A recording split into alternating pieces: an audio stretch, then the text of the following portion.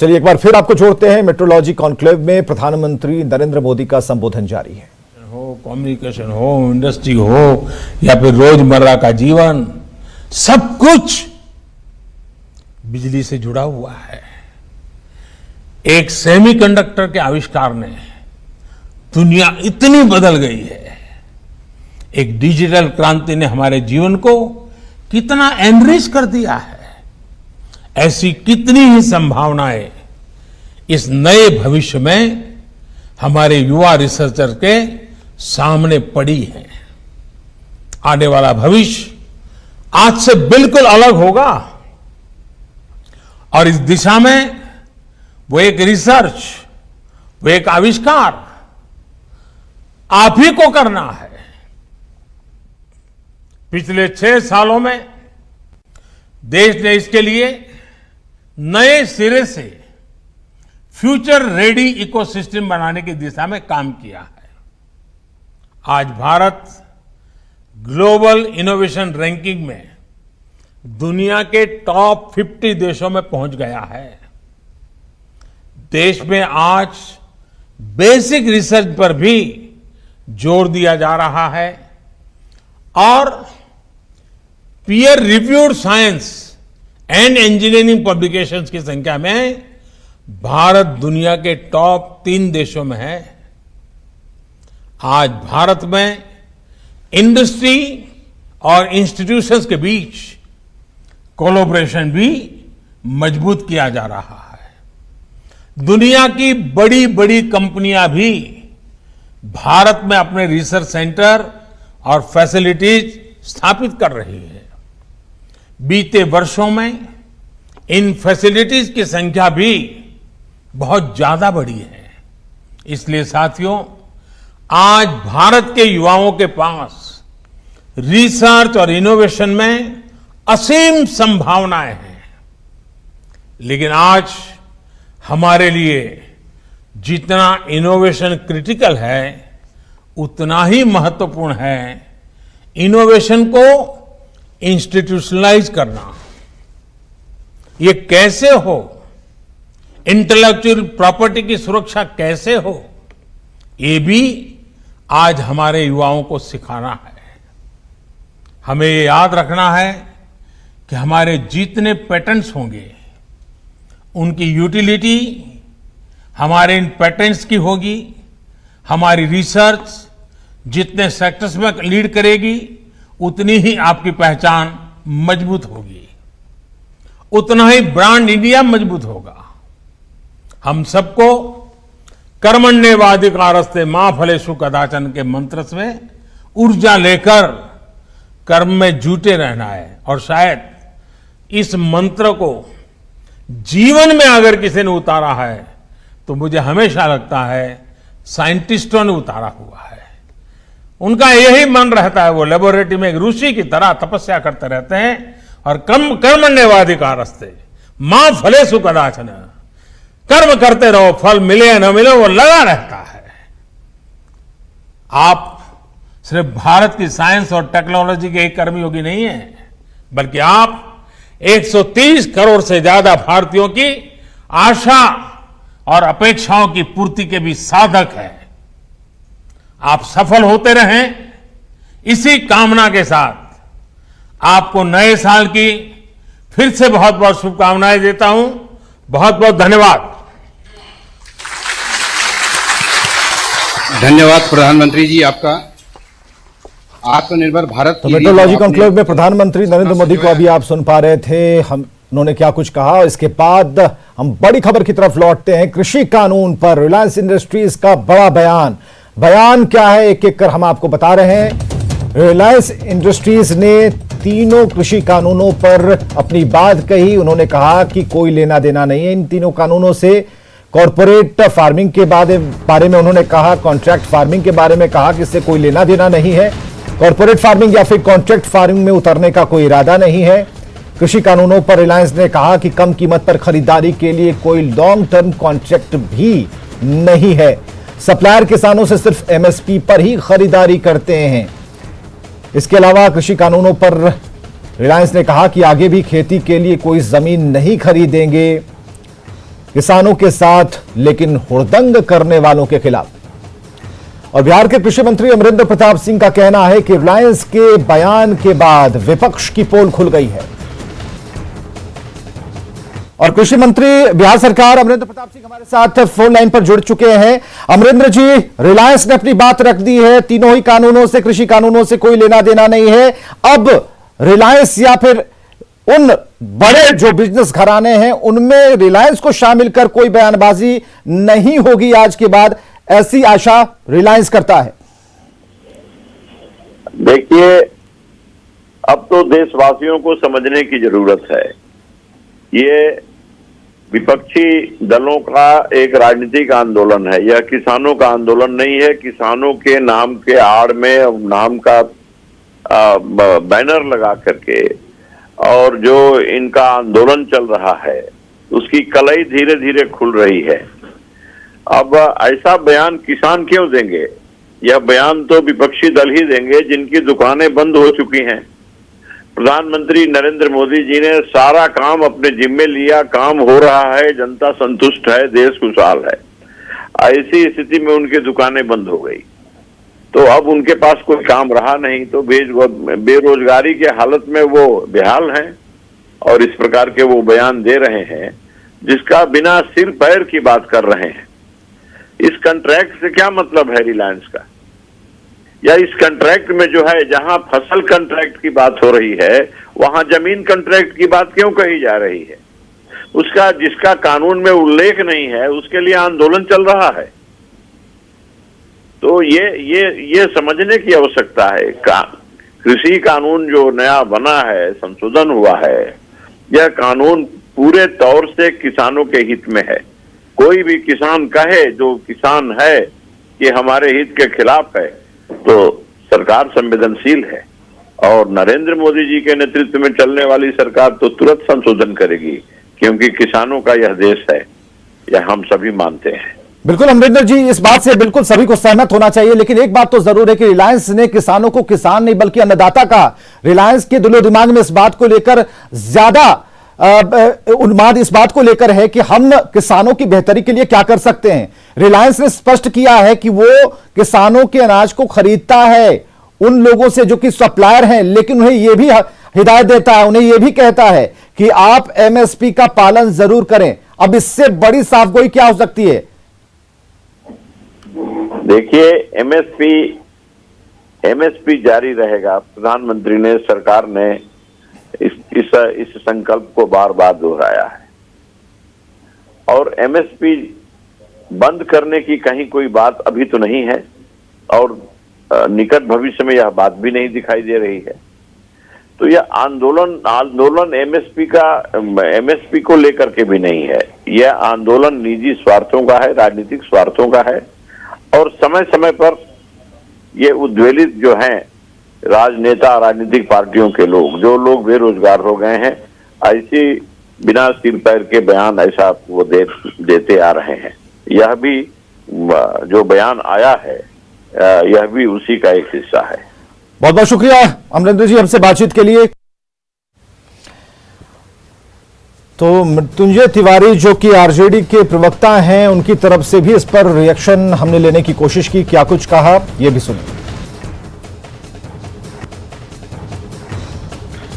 Mrityunjay Tiwari RJD की तरफ से है, आरजेडी की तरफ से मृत्युंजय तिवारी प्रवक्ता हमारे साथ जुड़ चुके हैं। मृत्युंजय तिवारी जी, रिलायंस ने स्पष्ट कर दिया है कि किसानों की खुशहाली वो देखना चाहते हैं। कॉन्ट्रैक्ट फार्मिंग या फिर फार्मिंग के लिए एग्रीकल्चर लैंड का इस्तेमाल कंपनी नहीं करना चाहती। ऐसा कोई मकसद नहीं है कि इसके लिए हम कोई जमीन खरीदना चाहते हैं। जो एमएसपी है किसान सप्लायर को उसी मूल्य पर दें, कहीं इसमें रिलायंस नहीं है। देखिए, ये ठीक है, जो हमारे अन्नदाता किसान संगठन भाई आंदोलनरत हैं, अगर ये बात सामने आई है, अब संगठन के लोग जो किसान भाई हैं उनको इस पर संतुष्ट कर पाते हैं वो या नहीं, ये देखना होगा। लेकिन अभी जो 1 महीने से ऊपर हो गए तो किसान देश के सड़कों पर हैं। आज इस तरह का बयान रिलायंस के तरफ से आया है तो हम समझते हैं कि इस पर किसान संगठन के लोग ही बेहतर समझेंगे कि आखिर ये बात क्यों वो इस तरह इस समय में बोल करके ये कहना चाह रहे हैं, बताना चाह रहे हैं। लेकिन इसको हवा कौन दे रहा है मृत्युंजय जी? अगर ऐसे बयान आ रहे हैं, ऐसा कहा जा रहा है कि सरकार कुछ घरानों को, जो प्रमुख बिजनेस घराने हैं, उन्हें फायदा पहुंचाने के लिए ऐसा कर रही है, यहां तो साफ तौर पर रिलायंस ने कह दिया है, तो ऐसे में उन पार्टियों को भी जो किसानों को सपोर्ट कर रहे हैं किसान समझकर, उन्हें भी चुप हो जाना चाहिए। नहीं, अभी तक जो सरकार का ट्रैक रिकॉर्ड रहा है आप देख लीजिए, उस ट्रैक रिकॉर्ड के अनुसार लोग कह रहे हैं। चूंकि सरकार ने पहले जो भी किए हैं सारे चीजों का निजीकरण जिस तरह से सरकार कर रही है, इससे सरकार के जो मन का शंका है, लेकिन शंका को मिटाने के लिए मृत्युंजय जी किसी को आहत भी करना सही नहीं हो, क्योंकि रिलायंस ने कई बातें कही हैं। रिलायंस ने सब कुछ कहते हुए भी एक बात कही है कि उनके बिजनेस को प्रभावित करने के इरादे से ये सारी चीजें कही गई। कहीं ना कहीं कोई कुंठा में ग्रस्त है। नहीं, कोई कुंठा में रिलायंस की प्रतिष्ठा को नुकसान पहुंचाने का इरादा है। देखिए, किसान भाई सड़कों पर हैं। आज अगर रिलायंस को इस तरह की बात सफाई देनी पड़ रही है तो इसका कारण समझा जा सकता है कि कहीं ना कहीं कुछ बात तो है। आग लगी है तभी धुआं निकला है। लेकिन जब तक कोई जवाब ना दे दे तब तक कोई लोग, जितने लोग हैं जो समूह बनाकर आवाजें उठा रहे हैं, तो उनकी अब चुप्पी हो जानी चाहिए, उन पर विराम लगना चाहिए। बहुत बहुत शुक्रिया हमसे बातचीत करने के लिए मृत्युंजय तिवारी जी। और चलिए हमारे साथ हमारे सहयोगी साकेत जुड़ चुके हैं। साकेत, रिलायंस ने अपनी बात तो रख दी है, इसके बाद अब जवाब नहीं मिल रहा उन विरोधियों को जो कि आरोप को सिद्ध नहीं कर पा रहे, जो किसी भी तरीके से इन तीनों कृषि कानूनों से रिलायंस को जोड़ नहीं पा रहे, या फिर वैसे कई ऐसे बिजनेस घराने हैं जिनसे इनका जुड़ाव नहीं हो पा रहा है। अब जवाब ढूंढा जा रहा है।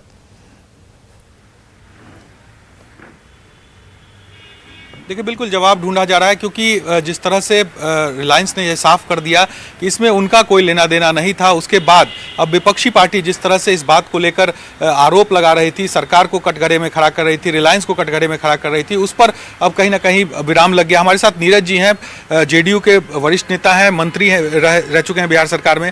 नीरज जी, इस तरह से अब रिलायंस ने जिस तरह से कोर्ट में हलफनामा अब दायर कर दिया है, किस तरह से देख रहे हैं कि इससे कोई लेना देना नहीं था, झूठ मूठ का प्रचार हो रहा था? एक कृषि के क्षेत्र में जो असमान विकास हुआ, पूर्वोत्तर के राज्य पिछड़ते चले गए, स्वामीनाथन कमेटी ने भी ये रिपोर्ट किया, तो कृषि के क्षेत्र में तो रिफॉर्म होना चाहिए। तो इस संबंध में केंद्र सरकार ने जब इस संबंध में पार्लियामेंट में ये सारे कानून बने हैं, तो उस समय के बाद एक लंबा कालखंड हुआ तो चुप्पी रही। अब रिलायंस कंपनी पर आरोप लगा, रिलायंस कंपनी ने हलफनामा दिया। भाई, ये कैसा देश के अंदर वातावरण बनाने की कोशिश हो रही है? भूमि स्वामित्व का कानून है, कौन हमारा जमीन ले सकता है बगैर हमारी सहमति के? ये संभव नहीं है।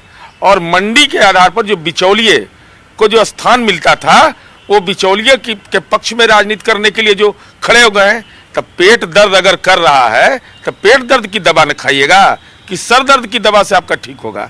तो ये जानबूझ करके एक षड्यंत्र किया गया, और इस संबंध में माननीय उच्च न्यायालय में हलफनामा दायर हुआ है, रिलायंस कंपनी ने दायर किया है। लेकिन हम ये समझते हैं कि कृषि के क्षेत्र में जो सुधार हैं और उस संबंध में केंद्र सरकार लगातार वार्ता कर रही है, तो इसका सम्यक समाधान होना चाहिए।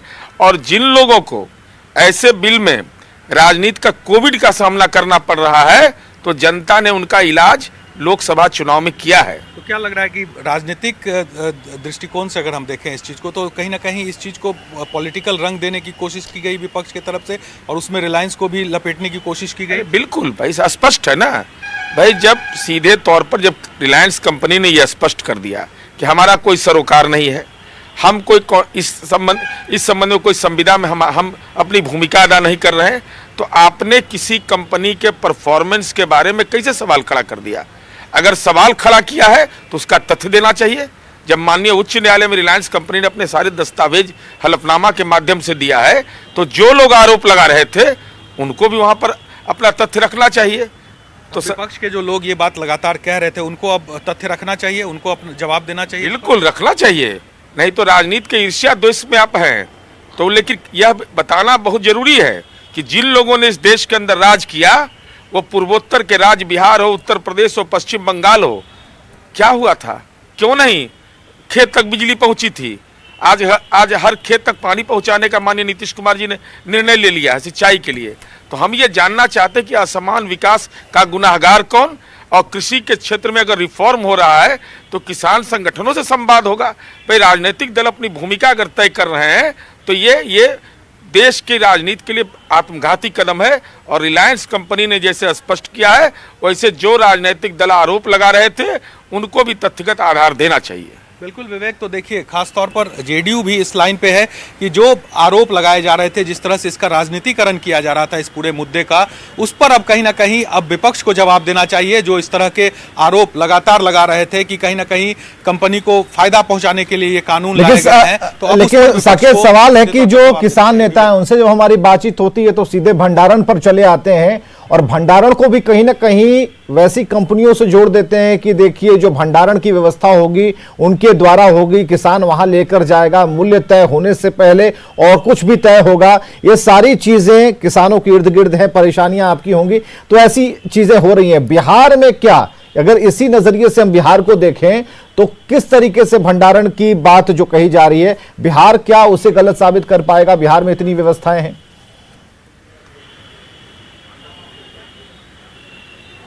देखिए बिल्कुल, भंडारण को लेकर सवाल लगातार विपक्ष ये उठा रहा था कि कहीं ना कहीं भंडारण की वैसी व्यवस्था नहीं है और इस तरह की कंपनियां जो है वो भंडारण की व्यवस्था कर रही है। तो बिहार में इस चीज को कैसे आप लोग देख रहे हैं, कैसे कर रहे हैं?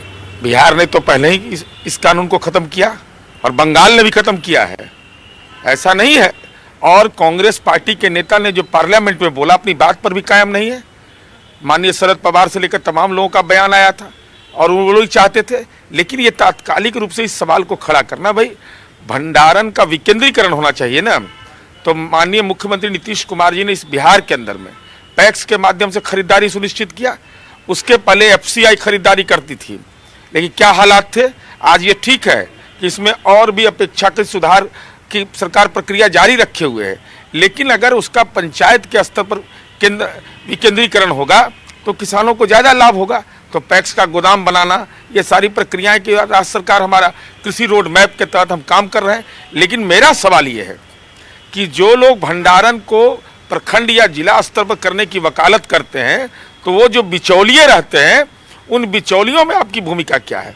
और कोई कंपनी अगर स्टोरेज की बात करेगा तो किसानों के साथ एग्रीमेंट होगा ना, और इस देश के अंदर संविधान है ना, उसके अंदर उसकी सुरक्षा होगी ना। ये कौन दुनिया में कौन भाई का लाल है जो मेरा जमीन ले लेगा? हमारे पास दस्तावेज हैं, भूधारी का कानून बना हुआ है, तो कैसे कोई जमीन मेरा ले लेगा? और उसके लिए प्रक्रिया है, और उस प्रक्रिया के सरलीकरण पर भी बात हुई। बहुत सारी रिलायंस ने जो 6 बातें कही अपने बयानों के जरिए, साकेत उस पर भी हम आएंगे। आप हमारे साथ बने रहिए, नीरज जी को भी कहिए थोड़ी देर ठहरने के लिए। और कुछ देर पहले बीजेपी के लीडरों से हमारी बातचीत हो रही थी, प्रवक्ताओं से बात हो रही थी। निखिल आनंद ने जब बातचीत में क्या कुछ कहा है ये सुनाते हैं। हमारे साथ बीजेपी से हैं बीजेपी प्रवक्ता निखिल आनंद जी। अब रिलायंस ने अपनी बातें कह दी, लेकिन यह जरूर कहा है कि रिलायंस के कर्मचारियों और प्रॉपर्टी की सुरक्षा सुनिश्चित की जाए, और यह अपील पंजाब और हरियाणा हाई कोर्ट से की गई है, यह समझाते हुए कि उनका इरादा किसानों की बढ़ोतरी, किसानों की खुशहाली से जुड़ा हुआ है। जी देखिए, बिल्कुल सही बात है कि जिस तरीके से विपक्ष ने देश में एक भ्रम का वातावरण फैलाने की कोशिश की और सिर्फ अपनी राजनीतिक सतही राजनीति को सफल बनाने के लिए, हमारा ये मानना है कि हम किसानों को हर इश्यूज को एड्रेस करने के लिए तैयार हैं, लेकिन कॉरपोरेट्स के साथ अहित नहीं होना चाहिए। हम ग्लोबलाइजेशन के युग में हैं। आपने कांग्रेस ने ही WTO, गैट तमाम समझौतों पे साइन क्यों किया?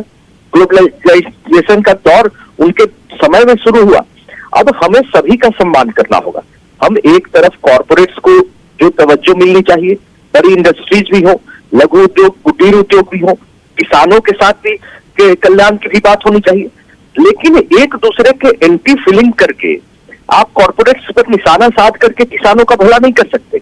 और विपक्ष निश्चित तौर पर हताशा निराशा के दौर से है, भ्रम का वातावरण फैलाना चाह रही है और इनकी राजनीति चलने वाली नहीं है। इस तरीके से रिलायंस की प्रॉपर्टीज को निशाना बनाया गया, क्या यह देश के लिए अच्छा संकेत है? देश की अर्थव्यवस्था के लिए अच्छा संकेत है? विपक्ष को, और आरजेडी के प्रवक्ता भी बोल रहे थे, विपक्ष, जितने भी विपक्षी पार्टियां हैं, जो लोग किसानों को भड़काने में लगी हैं, उन्हें कम से कम रिलायंस इंडस्ट्रीज के ने जो सवाल उठा है, अब तो कम से कम माफी मांगनी चाहिए। नहीं, विपक्ष का तो ये कहना है कि आग और धुएं का इस्तेमाल कर रहे हैं, आग लगी होगी, अभी आसमान वो देख रहे हैं धुआं है और धुएं को देख करते हुए बयानबाजी की जा रही है, जबकि रिलायंस ने कहा कि तीनों कृषि कानूनों से उसका कोई लेना देना नहीं है। देखिए, आग भी विपक्ष ने लगाया, धुआं उनके खेमे में उठ रही है, उनकी राजनीति चौपट होने वाली है, राजनीति उसी आग में झुलसने जा रही है और ये लोग सिर्फ तथ्यहीन बकवास करके राजनीति को सफल नहीं बना सकते। कुछ भी कहते हैं और उसको जस्टिफाई करने में लग जाए और आग धुएं, ये इस तरह के जुमलों से राजनीति नहीं होती है, तथ्य आधारित बातें होनी चाहिए। और जिस तरीके से हम तो ये भी कहते हैं कि आज देश में जो असमान कृषि व्यवस्था है, निश्चित तौर पर कांग्रेस की गलत कृषि नीति के कारण है, जो देश की आजादी के बाद हुआ। हरित क्रांति, आपने जिन राज्यों में हरित क्रांति को खड़ा किया, आज उन्हीं राज्यों के किसान असंतुष्ट क्यों है, वही बिचौलिया व्यवस्था क्यों है? और ऐसा नहीं कि बिहार ने कृषि में कोई मानदंड स्थापित नहीं किए। बिहार की कृषि एक दौर में निगेटिव ग्रोथ ट्रेंड कर रही थी, आज पॉजिटिव ग्रोथ ट्रेंड कर रहा है और हम मत्स्य पालन, पशुपालन, तमाम क्षेत्रों में और क्रॉप प्रोडक्शन में हम आगे बढ़ रहे हैं। तो ऐसा नहीं है कि जो जहां कांग्रेस ने शासन किया वहां कृषि की स्थिति बहुत कायाकल्प हो गई, तमाम उन्हीं राज्यों में किसानों ने सुसाइड किया। महाराष्ट्र की क्या स्थिति है? महाराष्ट्र में कालांतर में जिस तरीके से वहां शुगर केन माफिया और तमाम लोगों ने वहां की कृषि को, किसानों को अपने शिकंजे में लेकर उनका शोषण किया, आज नरेंद्र मोदी जी किसानों को तमाम इस तरह की बिचौलिया व्यवस्था से, माफिया लोग जो कृषि क्षेत्र में घुस गए हैं उनसे मुक्ति दिलाना चाहते हैं। तो विपक्ष को तकलीफ हो रही है, लेकिन ये जो आवाज है इतनी जल्दी चुप्पी में तब्दील हो जाएगी। ठीक है, रिलायंस की तरफ से ये बातें कह दी गई, ऐसा नहीं है कि जो विरोध करने वाले किसी दूसरी कंपनी को नहीं निशाना बनाएंगे। तो ऐसा क्यों ना हो कि जो तीनों कृषि कानून हैं उनके फायदे नुकसान को समझाते समझाते सरकार इस बात तक आ गई है कि भाई आप कई बेंचों पर आप वार्ता कर लें, सड़कों पर वार्ता कर लें, कहीं भी वार्ता कर लें, लेकिन बातचीत का नतीजा आपके फायदे के लिए हो। जय जवान जय किसान हमारा नारा है, किसानों की बढ़ोतरी में देश खुशहाल रहेगा। आप आयातक बने, निर्यातक बने, लेकिन निर्यातक इस कदर बने कि दुनिया में आपका नाम हो। बावजूद इसके जो सोच है उस पर कहां पूर्ण विराम लग जाता है। ऐसा नहीं है कि जो विरोध करने वाले हैं किसी नई कंपनी का नाम आज से शुरू कर देंगे लेना। जी बिल्कुल, आपने सही कहा। और इस तरह के भ्रम के वातावरण से देश को कुछ हासिल नहीं होने का है। और जब हम रिलायंस को निशाना बनाते हैं तो कहीं ना कहीं एक कॉर्पोरेट्स के साथ कांग्रेस की ब्लैकमेल की जो नीति है वो भी कहीं सामने परिलक्षित होती है। आप रिलायंस को, जिसका कॉर्पोरेट क्षेत्र का, और झारखंड नाफेड के डायरेक्टर हमारे साथ अजय ठाकुर जी हैं, उनसे ही बात करते हैं। अजय जी, पूरी बात स्क्रीन पर हमने रखी है, रिलायंस ने अपनी बात रख दी है। 6 प्रमुख ऐसे बिंदु हैं जिसे लेकर साफ तौर पर कृषि कानूनों पर रिलायंस ने अपनी बात रखी है। खासकर उन किसानों, अन्नदाताओं को सम्मान देते हुए यह कहा कि तीनों ही कृषि कानूनों से रिलायंस का कोई लेना देना नहीं है। आपका रिएक्शन क्या है अजय जी?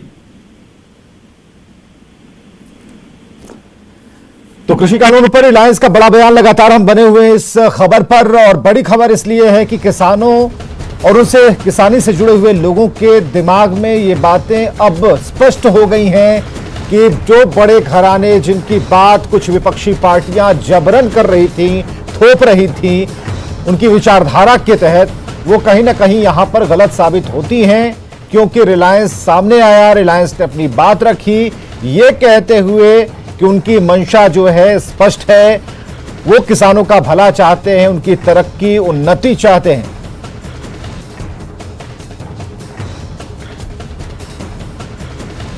तो रिलायंस ने कहा कि कोई एग्रीकल्चर लैंड नहीं खरीदा, आगे भी खेती योग्य जो जमीन है उसे खरीदने का इरादा नहीं है। किसानों के साथ हैं, अन्नदाताओं के साथ हैं, लेकिन हुड़दंगियों के साथ नहीं है।